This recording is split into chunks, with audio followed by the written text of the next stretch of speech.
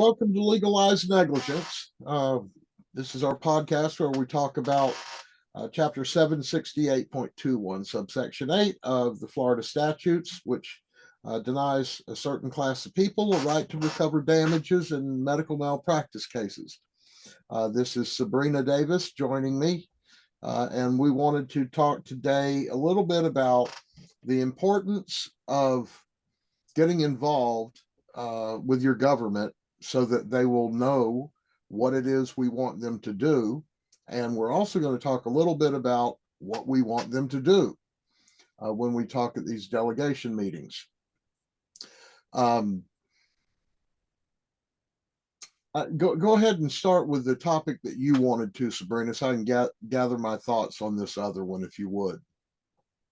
Sure. So I wanted to talk a little bit about how, when we go to a delegation meeting, we should always keep in mind that there's an ask. What are we asking them to do? I mean, they are sitting up there, they're hearing stories, they're hearing about the law that they are most likely possibly already aware of.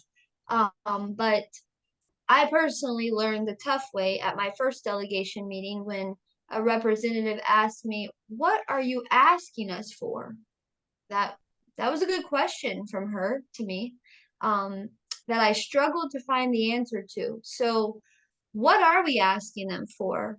We're asking them to help us, to help their constituents, the people, to revisit this Florida statute 768.21 subsection 8.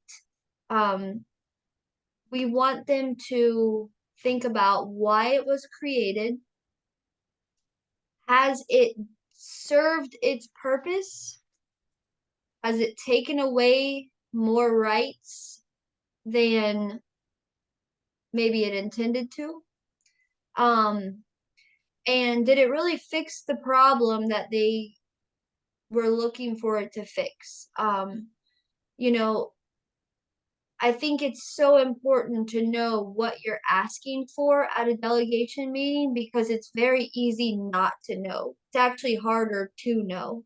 And I know that from experience. If there's anyone who is not political, it is me. I didn't know anything about this going into all of this. I didn't even know how to change a law, you know.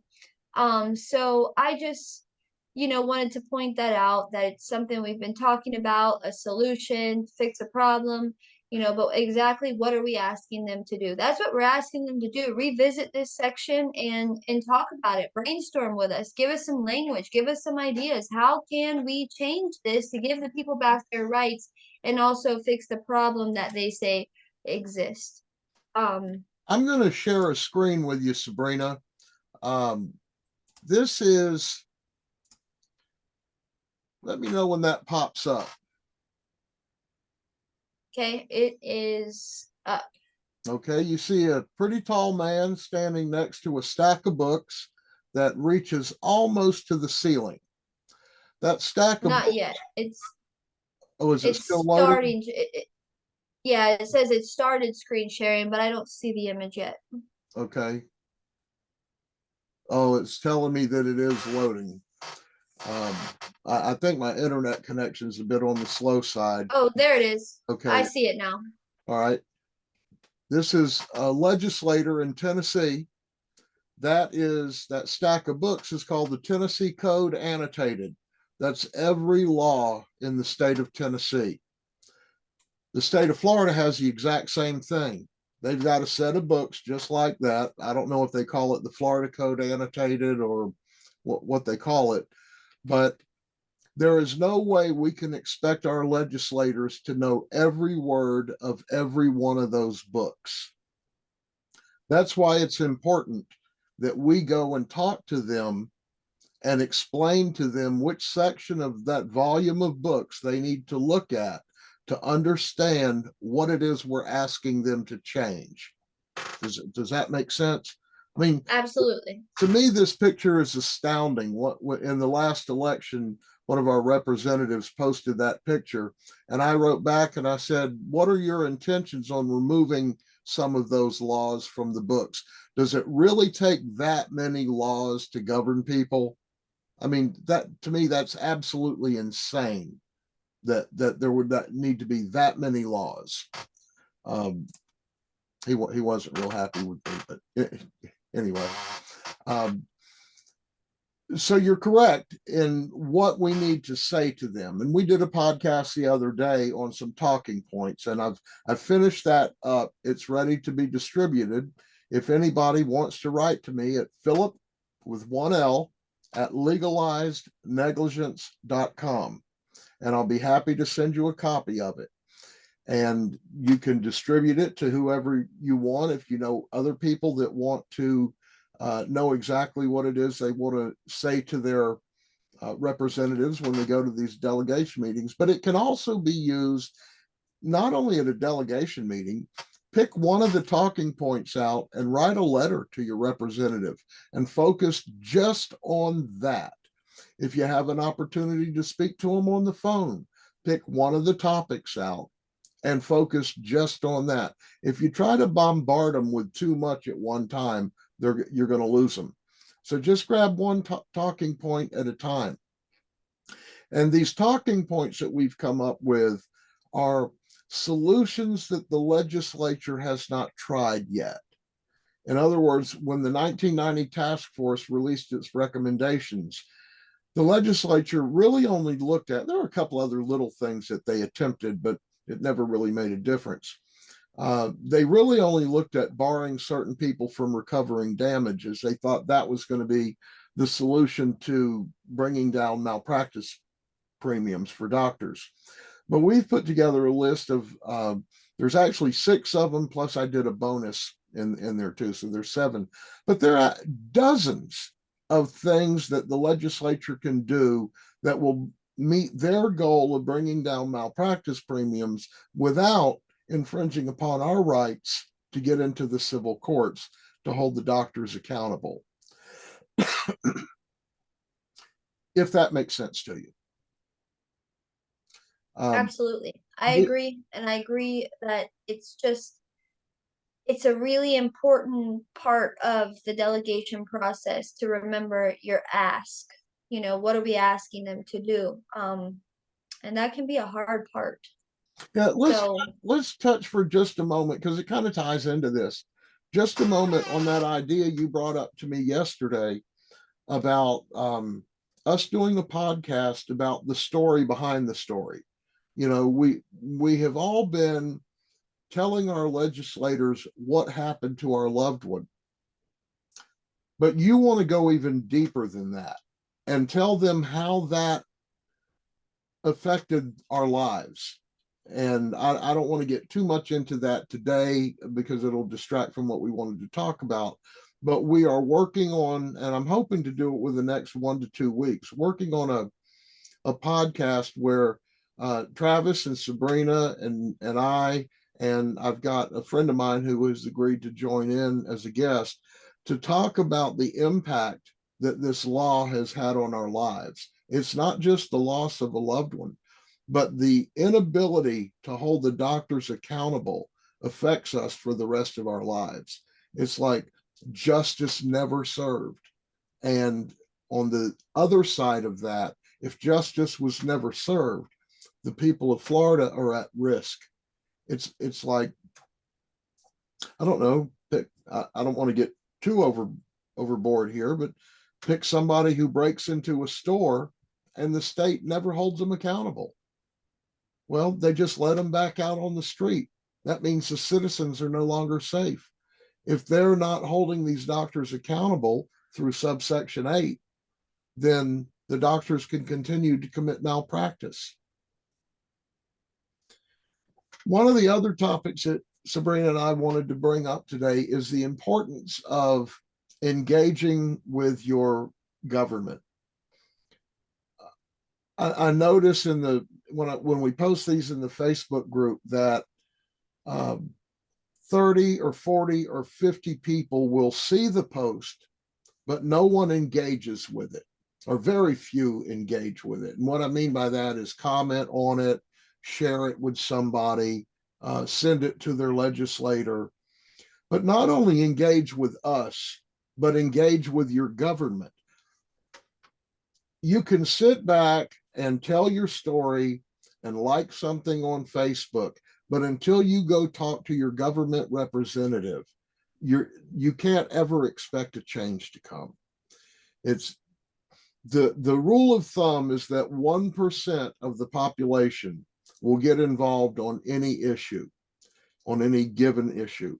And 1% of that 1% will get involved to the level that we've seen Sabrina get involved over the past 3 years, where it's just constantly in the forefront of her mind. And she has been able to cultivate relationships with these representatives and keep it in front of the state legislature so that we're working towards getting this law repealed. It would be nice if we could bring a 14th Amendment class action lawsuit against them, but that's a ways off before that can happen. But at least get it to where this law is in front of not only the legislature. Once it gets in front of the legislature, it then gets in front of the people.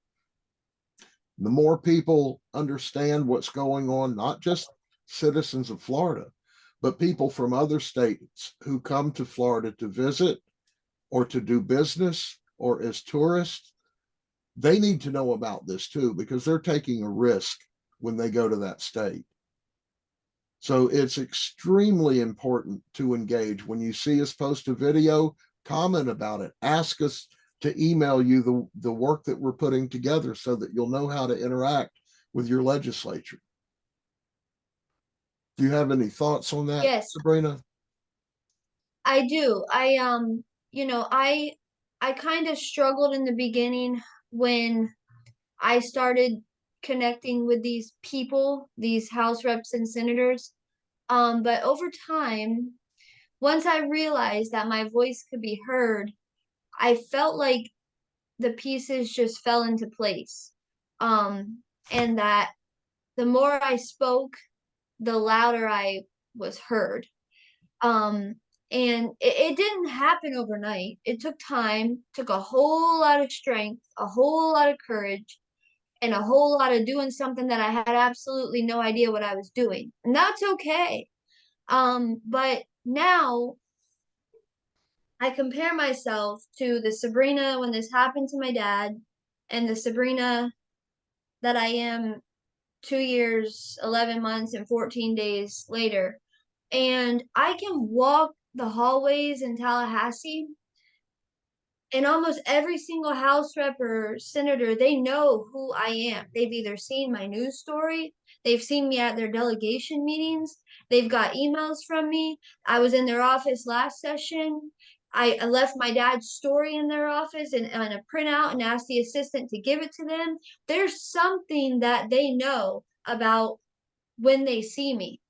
And it connects them back to my dad's story and why I'm there. It reminds them that we are still here and we're still asking for change, still waiting for this change. How Um, many, can you give me a ballpark figure on how many delegation meetings you've attended over the last 3 years?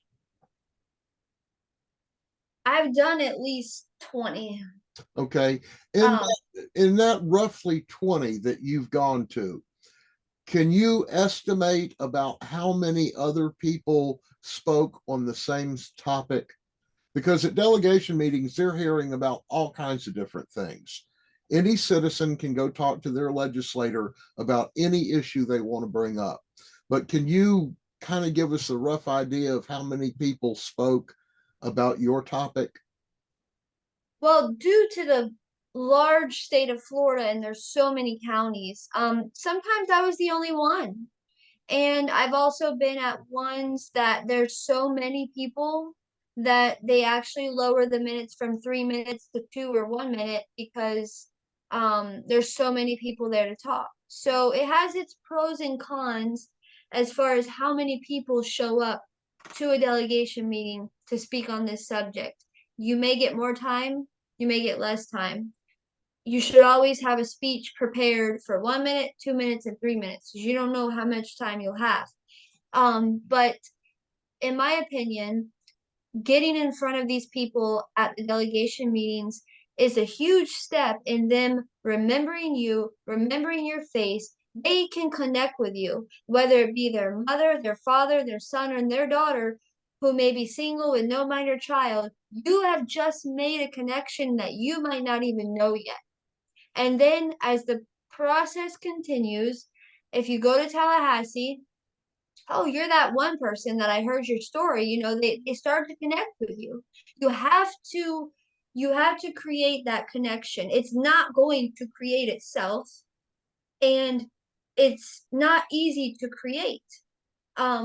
But once you have that connection, that open line of communication starts, and that's when you can really have a level-headed conversation with your House rep or your senator or any legislator, for that matter, that will open up a door, and they will be more willing to listen to you and help than than as if they just didn't know who you were because you haven't ever tried before. So for anyone who's nervous to try or hasn't tried, I encourage you to step outside of your comfort zone and just take that step and give it a try. And you don't ever know whose life you might change or who will feel connected to you. Um, And and it could just be the beginning. it's like you said the other day, your message is not just going to the representatives. Your message is also going to everybody else that's sitting in that room who is there to talk about some other issue. You're bringing awareness to all of those people as well.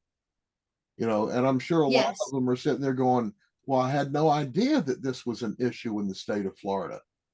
You know, I can't keep up with the amount of business cards I have received from people after I spoke saying, please reach out to me. I want to know more. One was a mayor. One was the guy who you send your money to when you get your new tag for the sticker on your tag of Lake County. What was that guy? Like the connections you make, they're huge.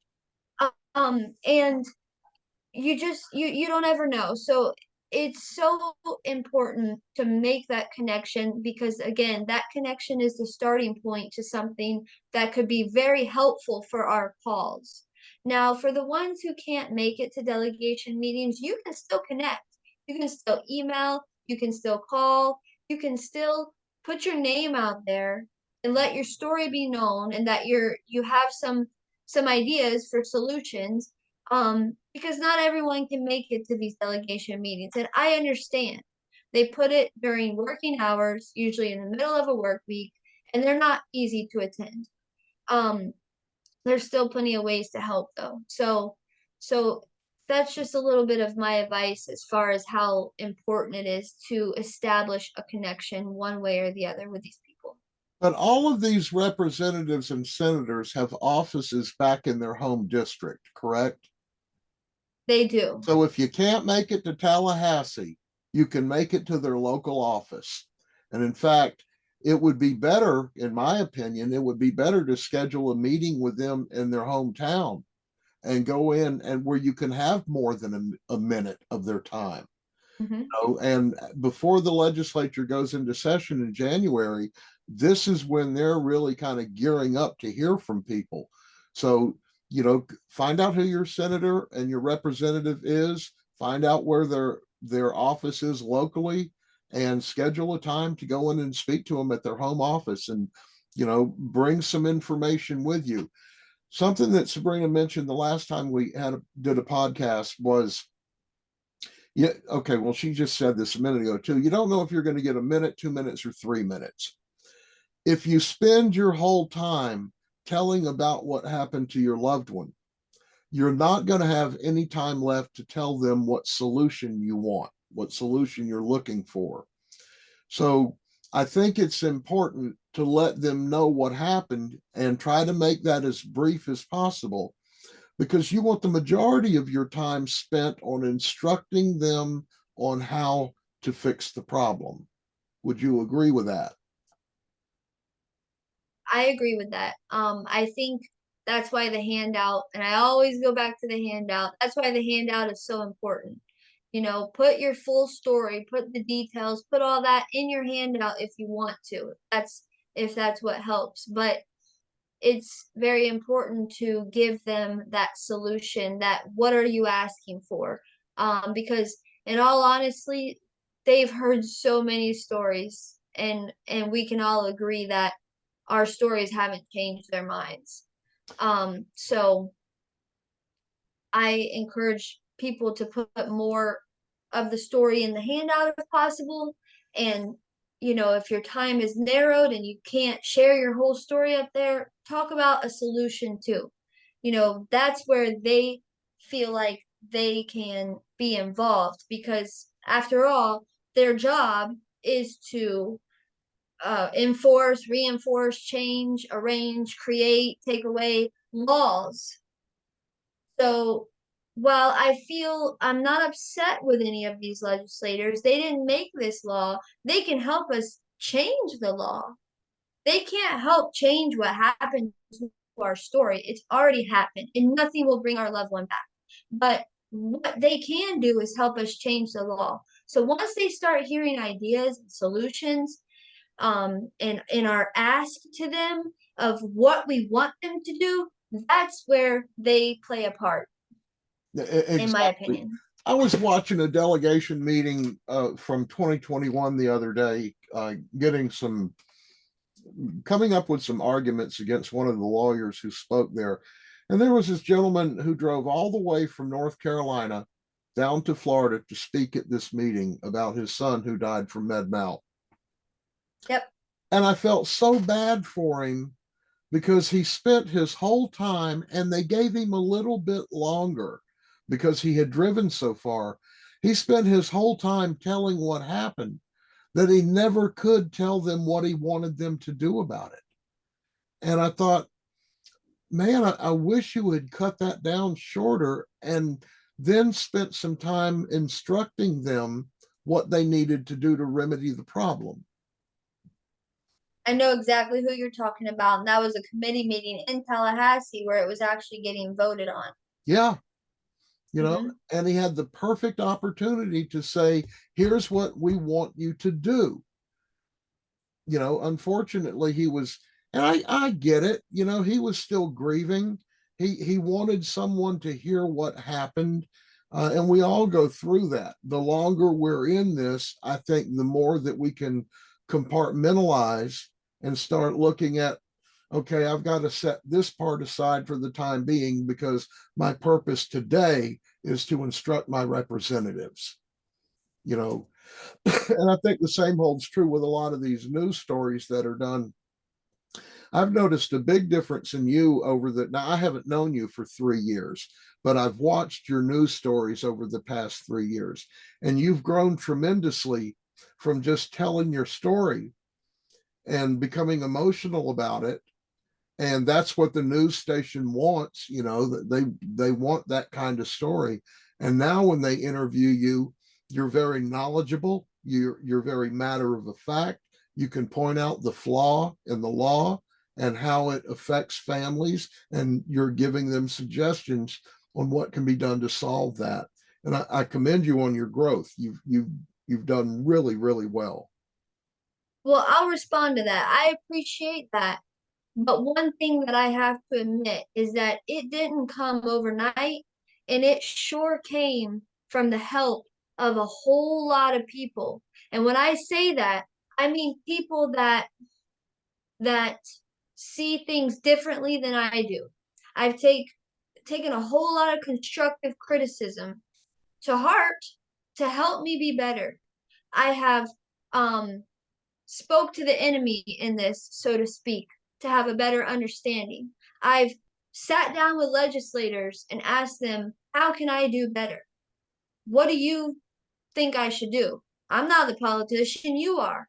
I have made myself so vulnerable to the point where it has only actually helped me be a better person when it comes to this. That it's taken advocates that I still talk to, like you, advocates that I unfortunately don't still talk to, and people from both sides of this, and news reporters, newspaper writers, and all these different people to help shape me into this person that I am today with the knowledge that I have today. It wasn't just one person.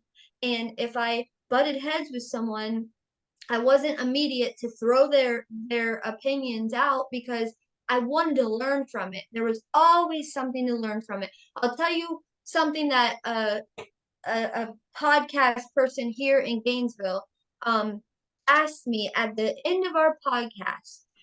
He asked me, do you confirm that everything you stated to me is the truth today? That that hurt.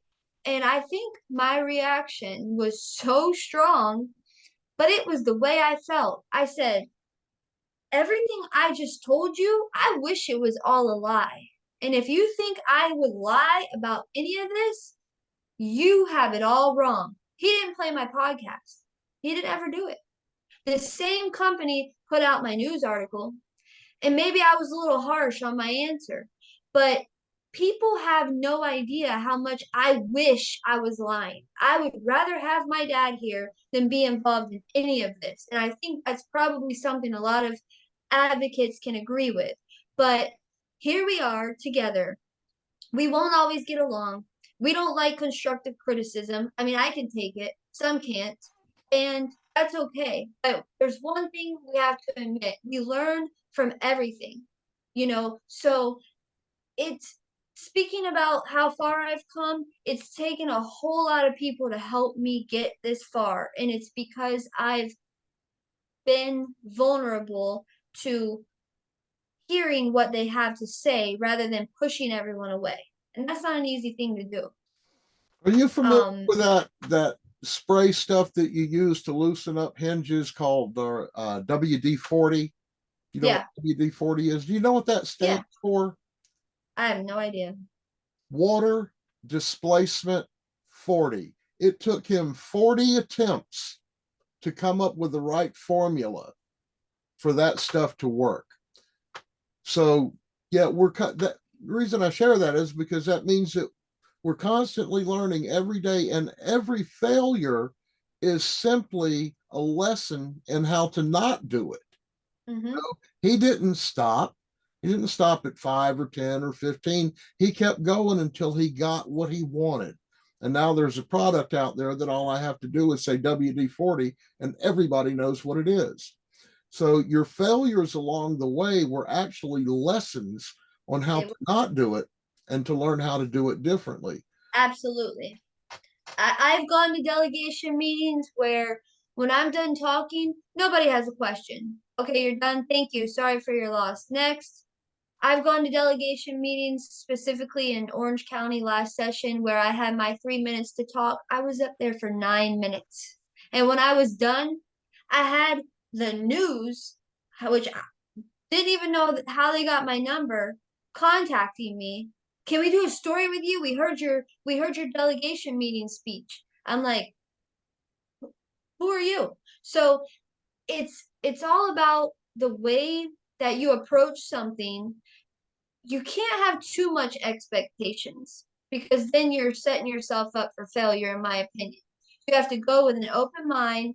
You have to know what you're talking about. You have to have knowledge of it, feel confident in it, and just do it and speak up, and they will hear you. Um, that delegation meeting in Orange County last session was probably one of the most powerful ones I've ever done.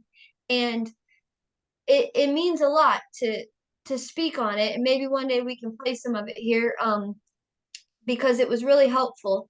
And that is the kind of connections I want to see everybody make. I think there was 6 or 7 legislators who spoke up after I spoke that day, and kept me standing up there and talking more for 9 whole minutes. That's a long time to be up there if you've ever been to one. So it's a journey, and I have no doubt that we all have a place in this. I just want to see more connections being made. I want to see more people walk the halls of Tallahassee and the legislators know exactly who they are, why they're there, and earn that same respect. I want to see that. And I know we can. We have a great group of advocates who are willing to speak up and willing to talk about this. We just have to put our energy, where it's going to make a difference. And But that was, well, you're a that's quoted to me from a friend of mine. you're a tremendous inspiration to everybody. And I hope everyone who Thank you. watches this podcast will say, if Sabrina can do it, I can too. And Absolutely. start to get involved. I know you're up against the clock. You got to get to the ballpark with your son. Um, so if people watching this podcast find it beneficial, leave some comments, write to us. You can reach all three of us at either Sabrina at legalizednegligence.com, Philip at legalizednegligence.com, or Travis at legalizednegligence.com. Let us know if you're finding these things helpful, if there's a particular topic that you want us to discuss. Um, I put a poll in the group this morning, I think it was, or last night, I don't remember, asking if people would like to join in these and ask questions, and we'll answer them kind of live, But it's time to get involved. If you want this law to change, you can't leave it up to your neighbor to change it.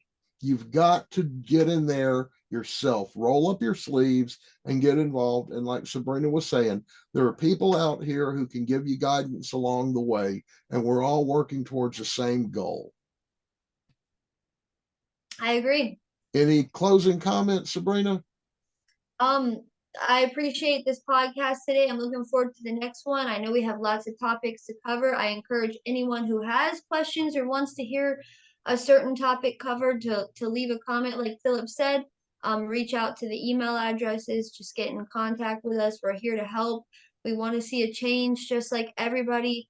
And yeah, thanks for listening.